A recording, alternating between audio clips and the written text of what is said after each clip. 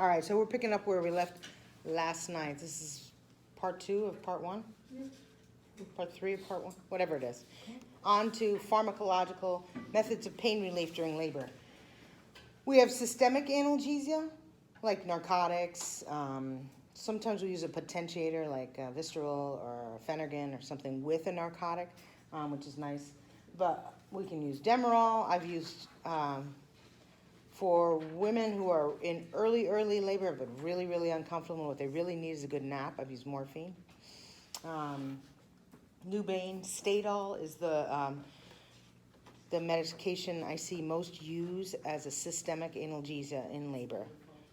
Stadol is beautiful. For some, it does exactly what it's expected to do, and that is, the other night I had a patient who got a dose of Stadol and she slept for a couple hours.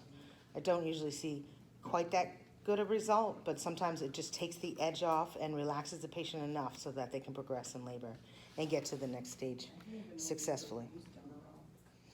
I was begging for Demerol in my own labor. I do believe I received some.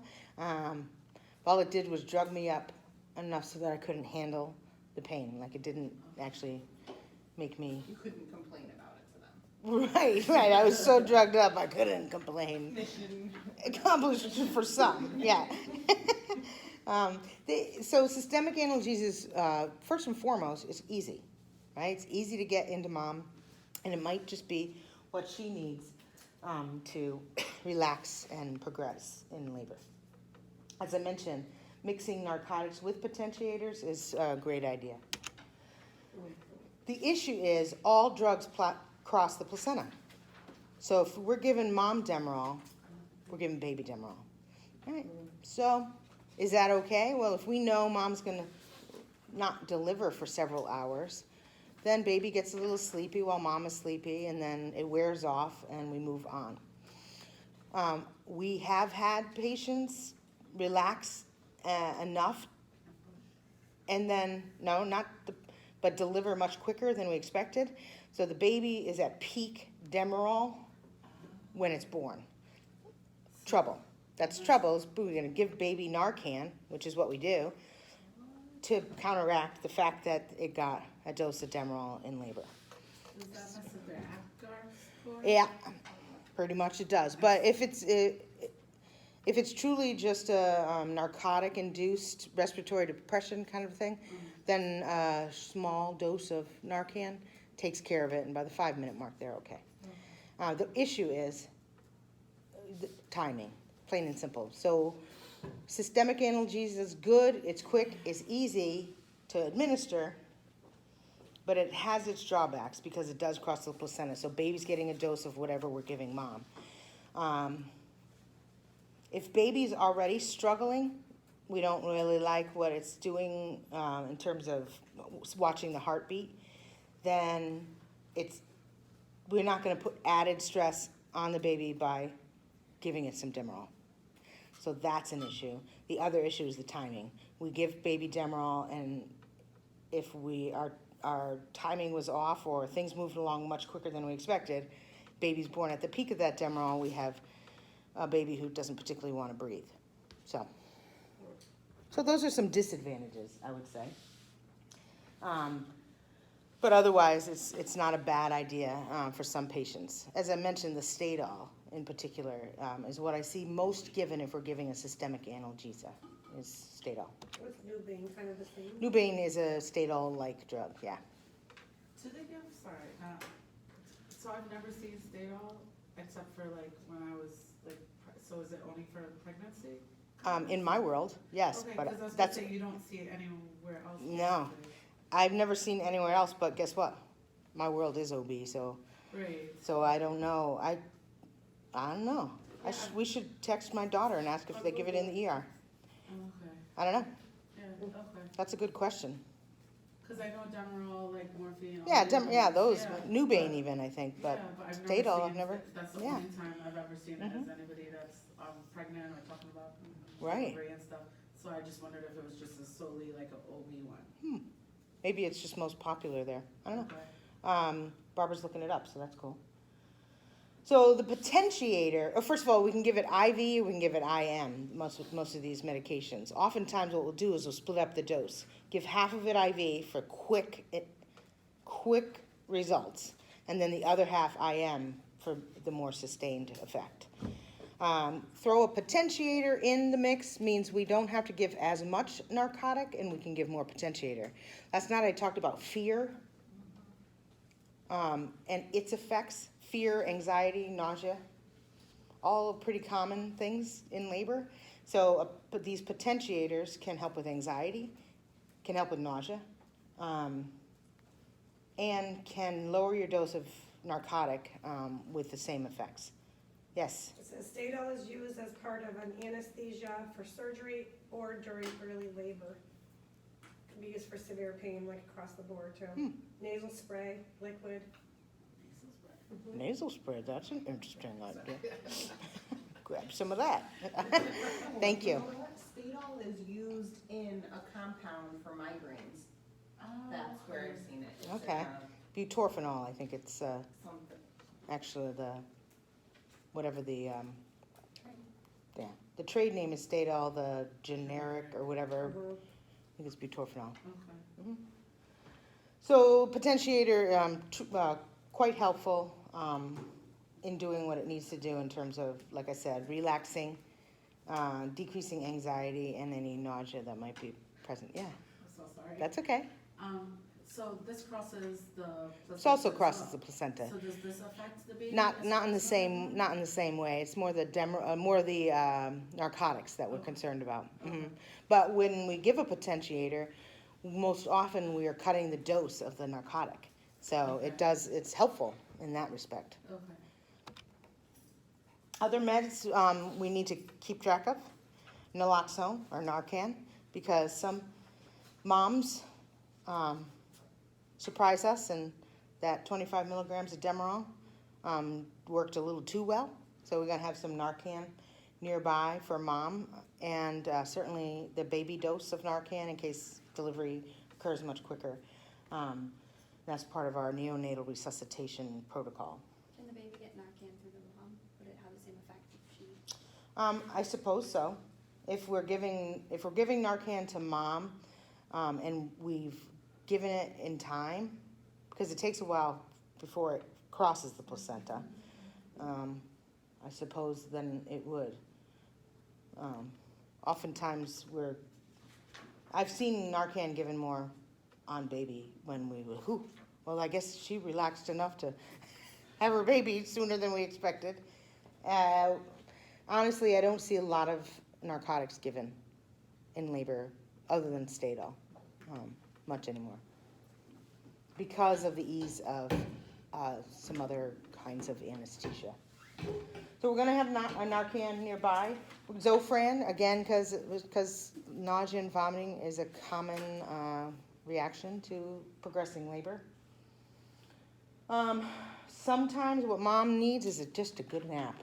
And I have seen some women given a sleep aid such as Nembutal or phenobarbital, luminol. That's in specific cases, but sometimes you just need a good nap. Do you want us to memorize all these meds? No.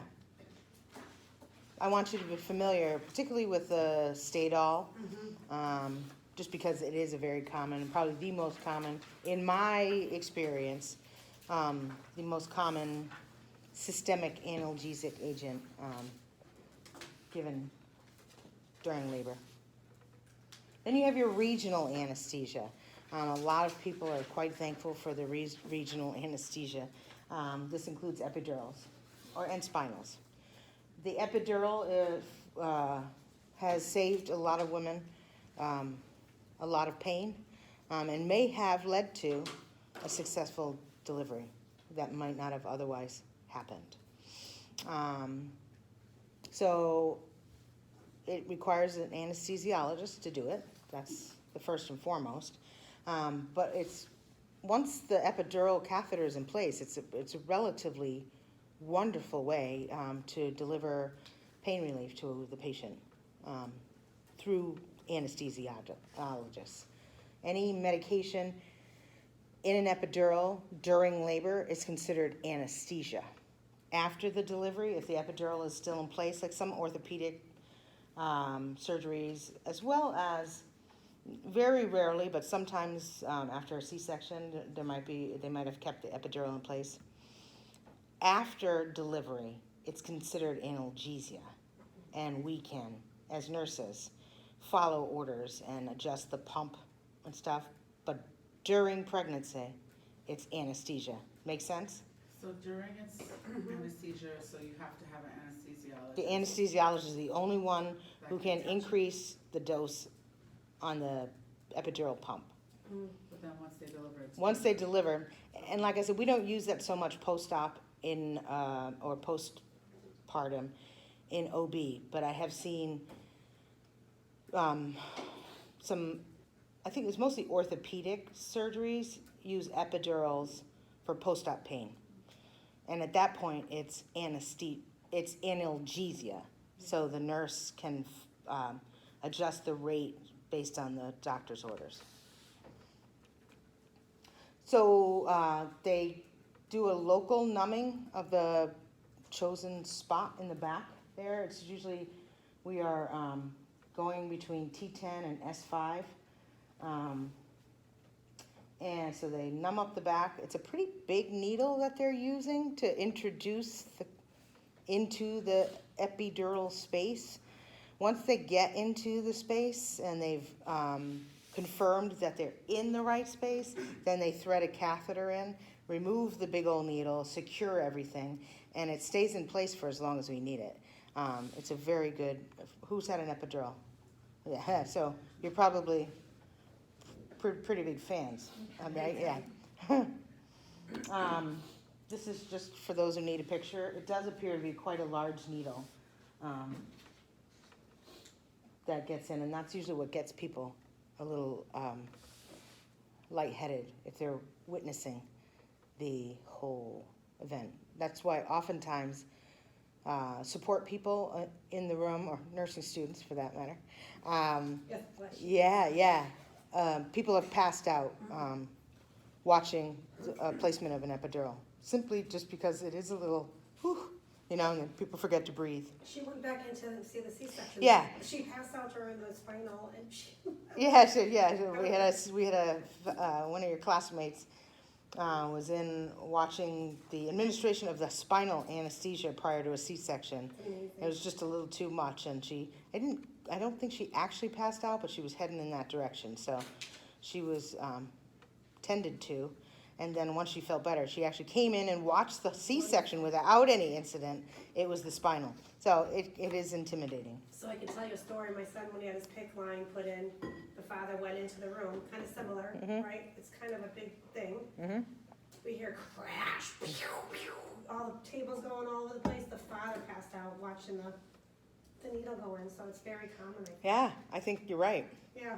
There's two things going on, in my opinion. The first thing is the actual procedure can be fairly intimidating and overwhelming for somebody to observe.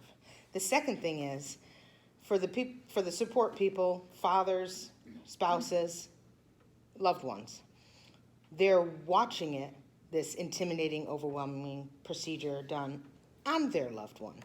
So that adds a layer of, Like for her Broviac catheter Yeah. removal, they asked me to leave, and I was like, no, I haven't left for anything else. I'm not leaving for this, and it got stuck because she had it placed the first week of her life, so her tissue regeneration was a lot more of a adult, and the way they were yanking, and I've seen, you know, I had worked as a wound nurse for multiple years. I've had my elbow deep in wounds and that stuff, like gory stuff does not, but the fact that it was my child and the way she was wincing as they were tugging on them, I felt it all drain out of me. I felt my knees quiver. The nurse was like, Mom, I think you should sit down, and I did, because I would have been lying down if I hadn't sat down. right, But there's that emotional yeah, definitely. attachment that Yep. goes with that. That's My daughter was in the emergency room, I think she's about 12 years old, with an infection on her foot, that the red streak was going up her leg. I mean, when we do it right. And they were lancing the wound, and they were going to try to put a wick in there to try to draw out the infection. So that's what they were trying to do. And she was a tough chick, where she didn't cry a lot. I mean, she got a softball to the face, and she's like, "Phew, I'm okay." You know, where everyone else would have been like, "Eh." Well, she was trying not to cry, but she was, you know, tears were escaping. I'm standing at her bedside, you know, holding her hand and watching her. And I would occasionally look down to see what was going on. And I had some friends across the room who were watching me. So we were all crying. And the procedure itself was not bothering me, but my child in pain bothered me. And once they finished, or gave up, basically, I was able to, and then, whoa, my world started getting dark, and I had to sit down before I passed out, which is surprising, but it's the whole thing. It's your loved one. So, but epidural spinal anesthesia, man, I'd take having to kick my spouse out any day in order to have one. In my own labor experience, they were unable to get the epidural in place, so many hours of unrelenting, unrelieved pain resulted in a C-section, and that I think I probably could have avoided if my body was able to relax, but it couldn't because I didn't have the pain relief I needed. I'm not bitter in any way, shape, or form. The student kinked the catheter. For you? Yeah. So, and she kept bolusing. Mm-hmm.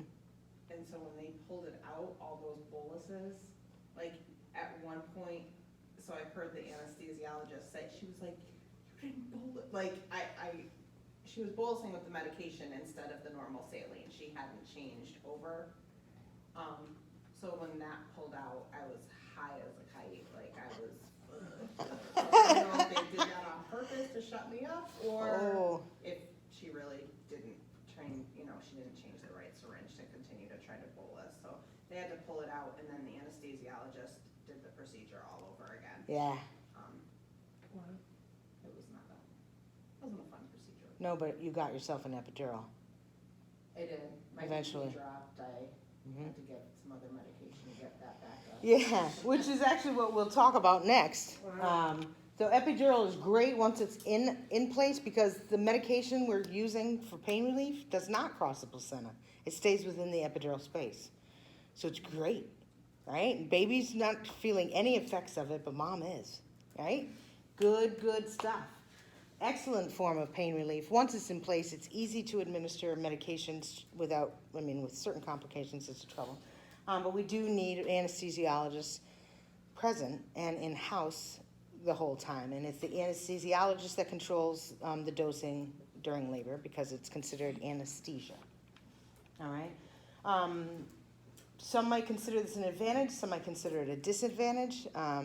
Epidurals, when placed right, leads to partial paralysis, motor paralysis, or weakness at a minimum. And so our patients are fall risks. I have heard of walking epidurals. I don't have much experience with them. I think it's just a low enough dose where they still have some movement and strength of their lower limbs. I say dose it up, give me a nap. But anyways, so there's some fall risk stuff that we do have to consider. Disadvantages, maternal hypotension. So it's a common enough occurrence that's the very first thing on our list, and you hear about it all the time. It's a very common reaction to the narcotic in the epidural space, I guess. Maternal hypotension. It drops pretty quick and pretty low. And in doing so, makes mom not feel very well. But it also decreases the blood supply to our baby. So mom's passing out, laying down, and baby's taking a nosedive too because there's no blood going to the placenta and baby. I was gonna say I was given epinephrine. Epinephrine is what you were given. Yes, indeed. Sometimes, thankfully, anesthesiologist is still in the room when most of these things happen. Or like stepping out, just walking down the hall. They generally will stay in the room for a certain number of vital sign monitoring times, just to make sure mom is not going hypotensive. I would say, I don't know, every other week in the small OB world of mine, we have somebody reacting this way. So that's just in my observation. So it's a pretty common side effect. The issue is, that's not comfortable for the mom. Very much not comfortable for the baby. So I would keep that in mind as the most common side effect for epidurals is hypotension and resulting bradycardia for baby. Hypotension. And bradycardia for the baby. A couple other disadvantages is if they are very, very comfortable, they might not feel the urge that they have a full bladder. Sometimes they don't feel like they have a full bladder, but if they think about it, they have good enough muscle memory, they might be able to urinate if told to, like on a bedpan kind of thing. Some completely lose the urge to void and the ability to. So we're adding straight caths and Foley catheters and stuff to the mix, which of course increases your risk for infection. Or it just increases your risk for a distended bladder if nobody's paying attention. It was magic. She showed up with the straight cat kit and I instantly was able to go on my own. Yeah. I'm gonna stick this tube up in Nope. I do have to go. Yes, Go right indeed now. I do. Give me a bedpan. In the same line as the bladder issue is the loss of the urge to bear down or push. Some have just enough feeling that they feel pressure and can push towards that pressure, which is great. Some just remember pushing with their last kid and could do it. Some first-time moms surprise us and do a great job even though they can't feel anything. But some, we need to back off on the epidural when it comes down to when I would think you'd really, really want it. But nonetheless, that's the story there. Here's your pictures. Now, a spinal block is the most common anesthesia for C-sections. It's actually easier to administer. It's one level, I think, more superficial. Again, local anesthesia, numbing on the outside, and then they get into the spinal space, usually third, fourth, or fifth lumbar interspace, into the subarachnoid space, if you will. And they know they're there when they get spinal fluid, a return of spinal fluid. This should eliminate all sensation from nipples to feet. And as I mentioned, it's the most common form of anesthesia for C-section. I'm confused a little bit. Sure. So, do people like use spinal and epidural interchangeably, but they're not?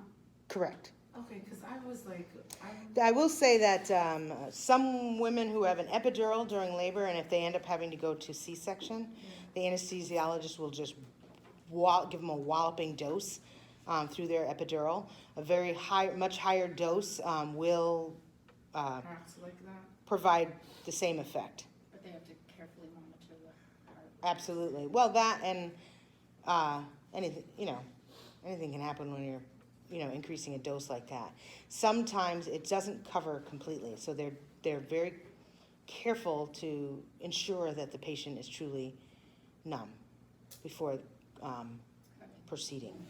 So I probably had a spinal block. If you had a scheduled C-section, Yeah, most stuff for my last kid. Yep. Definitely. it was a spinal block. So do they do it as far as the position for the woman the same way they do an epidural? Mhm. Oh, okay, Absolutely. okay. You It's couldn't either feel s- anything, right? Well, that's what I'm trying to think of. I know that, so I walked to where I had to Right. go do it. They told me bend over. Ben, yeah, it's the same. It's the But after that, same. You couldn't feel anything, right? No, I felt tugging. Yeah.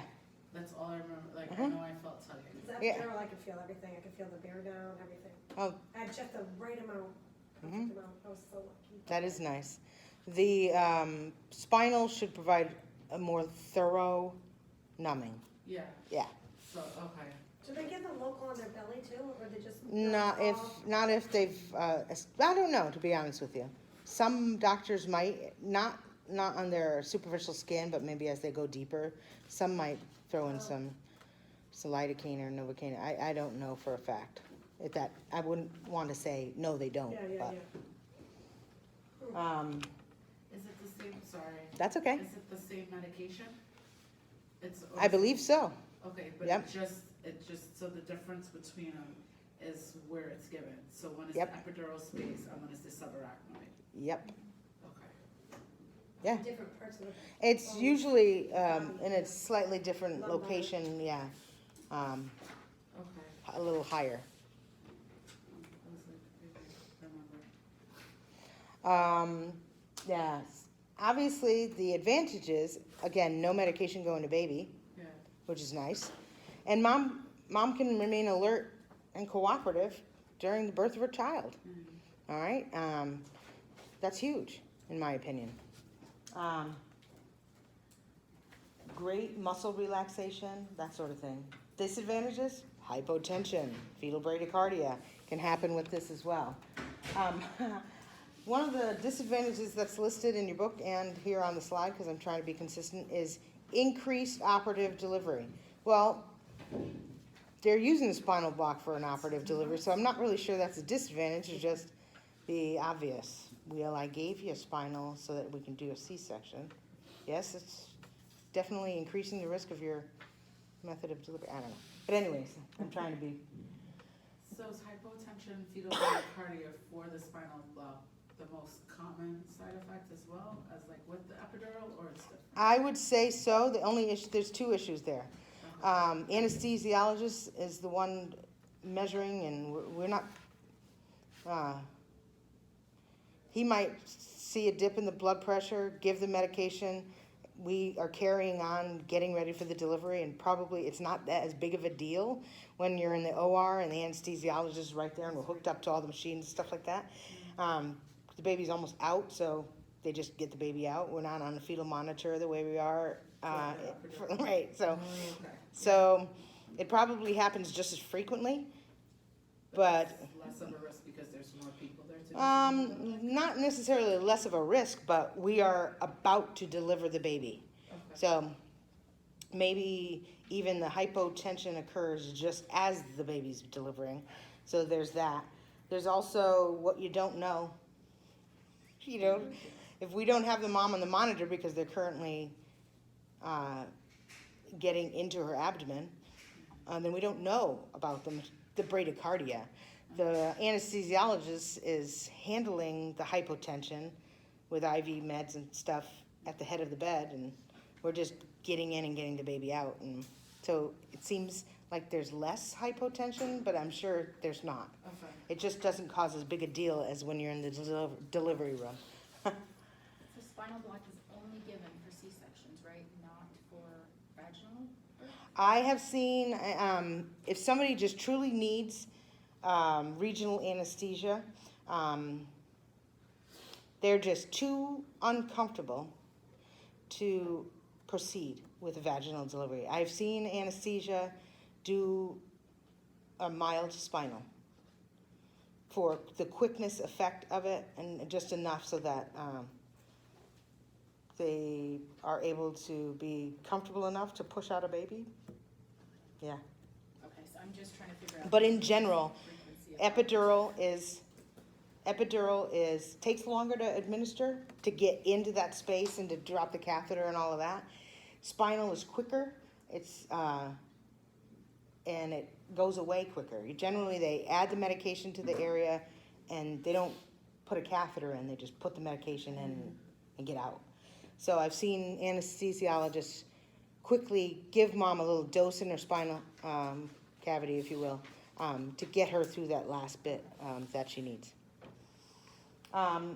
Some women, if some of the spinal fluid has leaked in particular, they'll have a post-spinal headache. which is pretty, I guess, debilitating. We'll put a woman on flat on her back. We'll give her caffeine to try to increase the intracranial pressure. But just a couple of drops of spinal fluid is all it takes to really screw up somebody.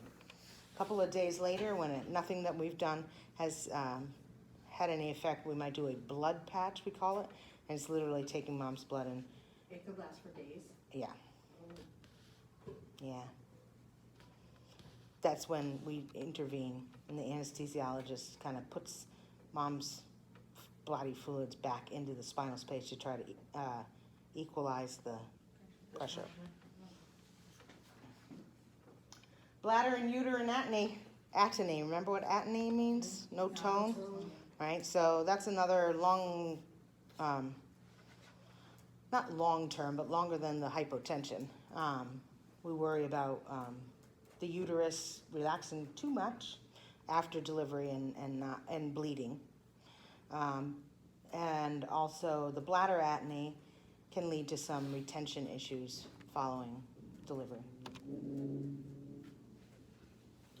Actually, our role in there is to monitor the patient, to support the patient. I have a quick story to tell about supporting your patient.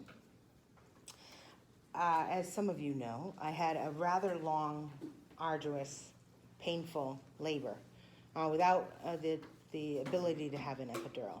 So when it was finally decided that I had to have a C-section, in I went. And the anesthesiologist who couldn't get my epidural was the same anesthesiologist in the OR. So I didn't have a whole lot of faith in his ability. I think that's a reasonable reaction.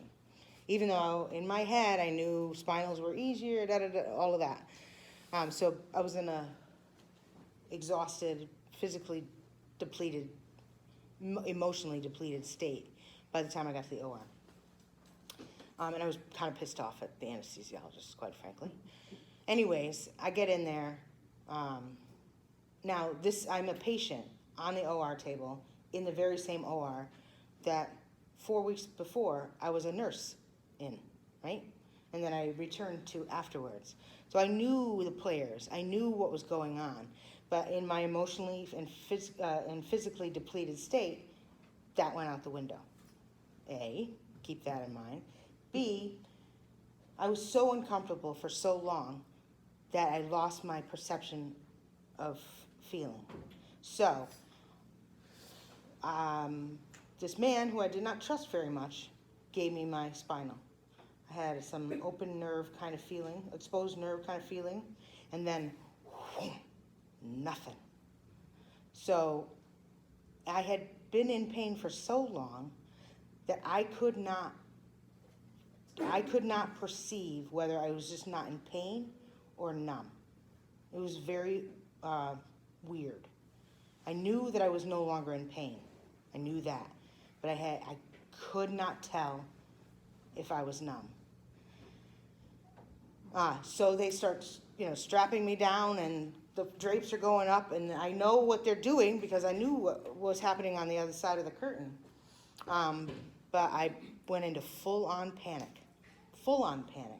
because I needed to know that I was numb.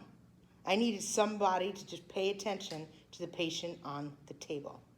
And I was grabbing, well, no, they strapped me down, and I knew that I was naked from the waist down, or higher than that. So I already was feeling on the vulnerable side. And everyone's masked and, everything, and I even couldn't remember who was in the room with me. Nurse, nurse, nurse, I was saying to my coworker. To this day, I'm not really sure who it was. That's how screwed up I was. What's up, Lib? They were relaxed because this was just a routine thing for them. I said, touch my leg. I was completely panicked. Why? Like, she didn't want to interrupt the sterile field to touch her. Why are you telling me? I said, I need to know that I can't feel anything. Like, what? I don't know. Are you feeling something? No, but I need to know that I can't feel anything. So it's just whatever I was saying probably wasn't very clear. She's like, okay. I said, so touch my leg. Can you please just touch my leg? She goes, I have been touching your leg. And I'm like, okay, we can go on. So the whole time she was trying to figure out why I wanted her to touch my leg. She was touching my leg. That's all I needed. That's all I needed. So when I came back, a short 6 weeks later, and found myself the nurse in that OR, before the panicked patient, strapped down and naked, reached out for help, I paid a little bit more attention to her on the table and said, this is what's happening, this is what's going on. Hey, you know what? You know what's cool? I'm touching your leg right now. Can you feel that? No. Isn't that cool? They're going to do a couple more tests while they're getting you ready to confirm that you can't feel anything. But just that's all I felt like I could do for the next patient so that they didn't get to that panic mode. You know, that was real, and it was 26 years ago. I still remember it. So keep that in mind if ever you find yourself the nurse in an OR for a completely routine procedure. It's not routine for the patient on the table. So, anyways, monitoring the patient, reassuring the patient, prepping the patient in terms of intravenous fluids and all that sort of thing that they need to have ahead of time. Getting baseline vital signs and baseline fetal heart rate. And that panic played into your pain level? Absolutely. I had no idea what I had. I was beyond screwed up. But it made me a better nurse. So I don't want any of you to have to be screwed up like that to be the best nurse that you can be. So learn from my experience. So like I said, that anesthesiologist is right there. If for some reason they are an epidural, keep in mind they are fall risks. Some perception, they're like, oh, I'm not in pain, and they don't realize they try to get up and walk when, in fact, they really can't. So keeping in mind the fall risk status. Did you have little faith in that anesthesia? Absolutely. Before? Absolutely. Okay. Yeah, no. This anesthesiologist was also blaming me during the epidural process. Libby, you're just too fat, you're just too fat. And he spent over an hour and about 7 holes in my back, pushing and pressing and calling me fat, and it's my fault, and all that sort of thing. All during back labor, where the last thing I really felt I could do is stay wrapped up in a ball while all of that was happening. It's Yeah, so hard, it's pretty. that's the with the whole trying to stay still. So Through contractions. So I remember because so now I know I had a spinal block, but I was huge when I was my belly was out to here, I could hardly even breathe regular. And then they tell you to bend down, and I was like, I can't breathe. And they're like, that's exactly it. Because my belly was so, and I was out to, I have a picture of my belly. It was a freaking beach ball. It was crazy, but I couldn't breathe. Right. Yeah. So I did that for over an hour for nothing, and for insults. So yeah, I didn't. Did you report him? Well, it didn't matter. He retired a couple of months later and could never look me in the eye after that. Yeah, there were challenges. Sure, I was heavier, but it wasn't my fault. But I was, But regardless of the patient's weight, You still And don't not say for so. nothing, Yeah. that's your population. right for Like, real. Yeah. You're supposed to do that. Right. So yeah. So all around was pretty traumatized. Prior to my labor, he needed to retire anyways. So I didn't really. He wasn't my favorite. He didn't have anything against him personally. But after that, I did. Yeah. So I threw up on his hands following delivery. Not quite. I wish that he didn't get a basin in. That's my petty self coming through, which I know is a surprise. I delivered. Everything was fine.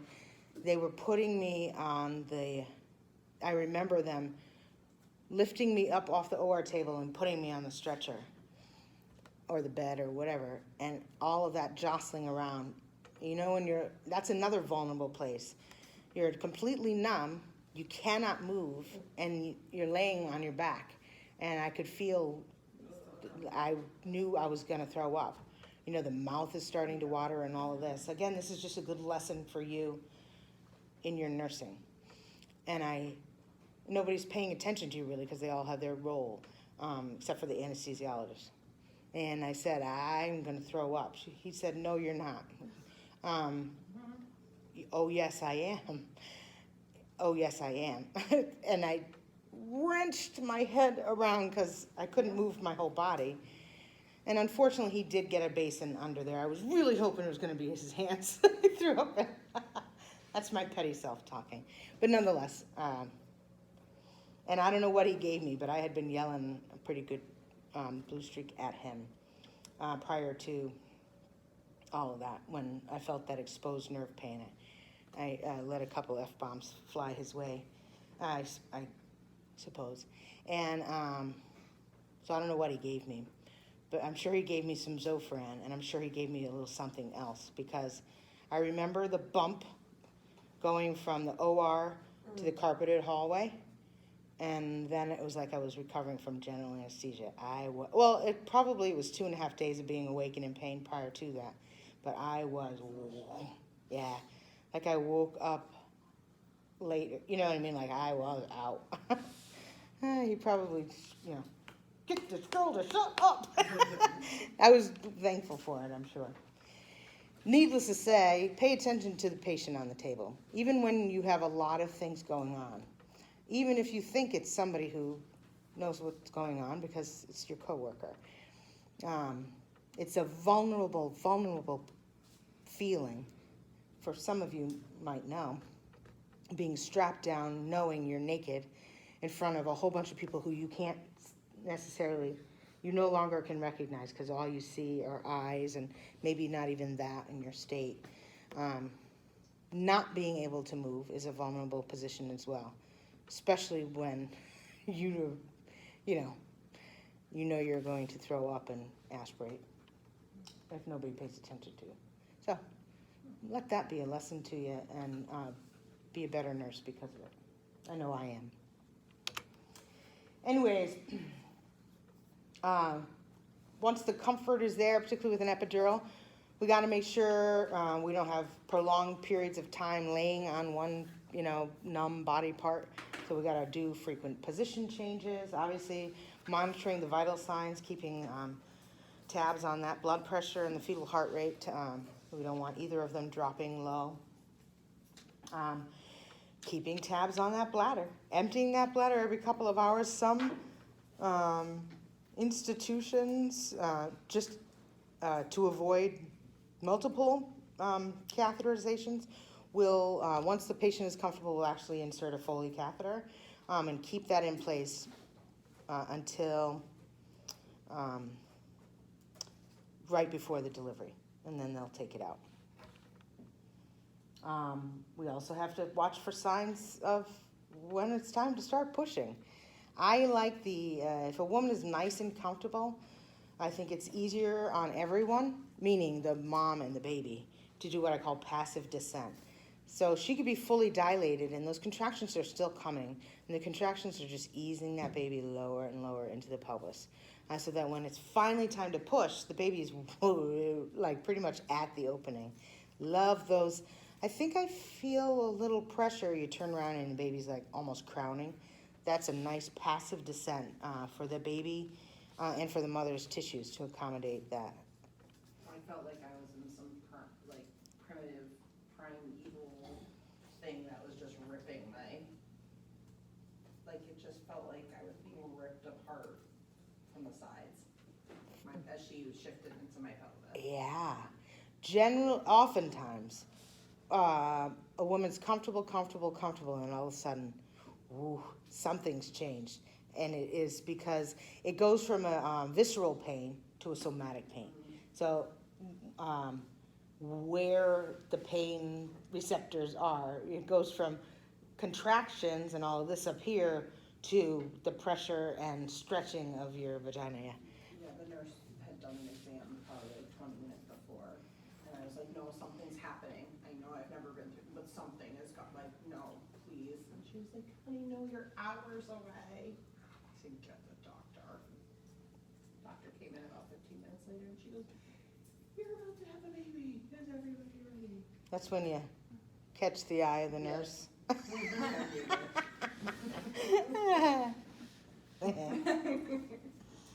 Hours, huh? Sorry. That's why you should always invite me to your delivery. I'll just give them the eyes. Anyways, there's always exceptions to rules, and that would be one of them. Bottom line, I think the whole part of this is don't forget about your patient, listen to your patient, even if it's to check and reassure your patient that everything's fine. Because it doesn't hurt to check them. and Well, say, no, it doesn't, but I mean, there are some cases where we don't want to continue to do a bunch of checks because it increases the risk of ascending of infection. So if her water had been broken for a period of time, they didn't want to do numerous vaginal exams, that sort of thing. I think that's pretty good, looking at it now, it's easy to say. Clearly, she was feeling something and that warranted an exam, but that's looking back 4.5 years later, 5 years later, so, yeah. The other pharmacological pain relief that we cannot discount is what we call a Pudendal block. It actually, it looks way worse than it is, and it's not given very often, and I'll explain why. What it is we take some lidocaine or bupivacaine, usually, and we put it in one of those control syringes, those nice big syringes, with this big old needle on the end. Big old needle. Now, we're not using this whole big needle like we do with a spinal. We're needing a big, long needle because what we have to do is get up by the pudendal nerve, which is on either side of the cervix. So as that somatic pain hits a patient, we are able to do this. And this is, so it's a big needle, none of which actually goes into the patient except for the very tip to introduce into that space, but it has to get up there. All right, so it looks more intimidating than it actually is. It's a very effective method if we get it in the right spot and activate or deactivate the pudendal nerve. It provides a nice numbing of the perineum, which is exactly what a woman would like at the time that the baby's coming through her vagina and coming out. The problem with this is oftentimes when the patient wants it the most is when it's too late. The head has yeah, you can't, unless that needle was like, it's just not going to happen. Even this So, with the episiotomy part. yeah, Little smarts. yeah, I still remember that. yeah. So it's underutilized for that reason, but really is very effective when it is used.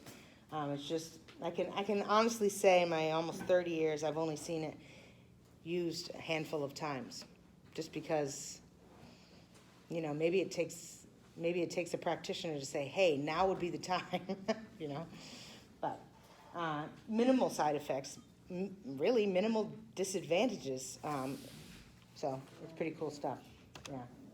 And then there's local infiltration of the bupivacaine sort of numbing down in the perineum to either before the episiotomy or to repair any episiotomy or lacerations post-delivery. I'd much rather receive a little bit in the throes of labor when it already hurts than to get a dose of bupivacaine into an already sore. Yeah, but It's already burning. yeah, I was gonna say, it feels like fire. yeah. So I don't know. Not that I know it down there, but other places. Yeah. The final pharmacological thing we can't ignore is anesthesia, general anesthesia. It is so very much not our preferred method. Again, giving general anesthesia to the baby, we become very, very urgent to get that baby out. Or when we give it to mom, because you got about 10 minutes before baby gets it. We do not want baby under general anesthesia at the time of their birth. Yeah, so. Laughing gas, my cousin said Yeah, they're bringing it back. It's ATI book still hasn't covered it, but nitrous oxide has made a comeback. Yeah. Yeah, it's made a comeback. Of course, it's much lower in dose, but it's had some success. Generally, I see women choose that earlier in labor, and basically it's just buying time until they can get their epidural. But some say it worked great, and some people said, I got it, it was very much, yeah, so I mean, it worked, but I felt like messed up. did you? I could like hear people talking, but it felt like they were like in the back corner of the room, and their voices were really slow and like really wavy. Yeah. And I'm just like, get this away from me. I feel like I'm high and I don't like it. Yeah, so some people like that And it feeling. would have been so Some people work to have that. Some people pay a lot of money for that feeling. I think I probably would be the same way, but I was like, take this away, and as soon as I took it away is when I started laughing.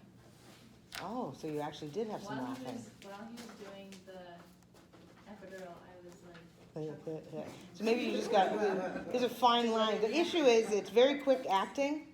take deep breaths and all of a sudden it just all hit me. Hyperventilating, yeah.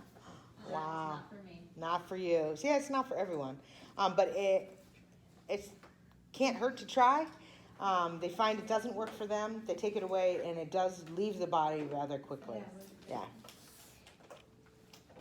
So we don't like C-sections. We don't like general anesthesia for C-sections because of its effects on baby and the urgency to get that baby out before general anesthesia crosses the placenta. Also, because we kind of like when moms are awake to greet their child into this world. Because then they have to, You know? put her in recovery, right? Well, yeah, they're in recovery anyways, but yeah, they're recovering from general anesthesia, so they wake up in quite a bit of pain. The fathers or the support people are not in the room because they're there to support the Awake.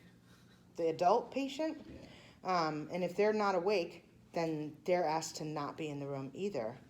But so neither parent gets to be there for the moment their child enters this world. So when you say emergency C-section, that like when the head is stuck in? yeah, this is general anesthesia is the quickest way to get a baby, to get a mom anesthetized to deliver very urgently.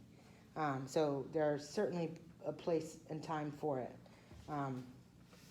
And when there is that much of an emergency, there's already other things we're worried about. And we're gonna get that baby out prior to general anesthesia getting anywhere near, yeah.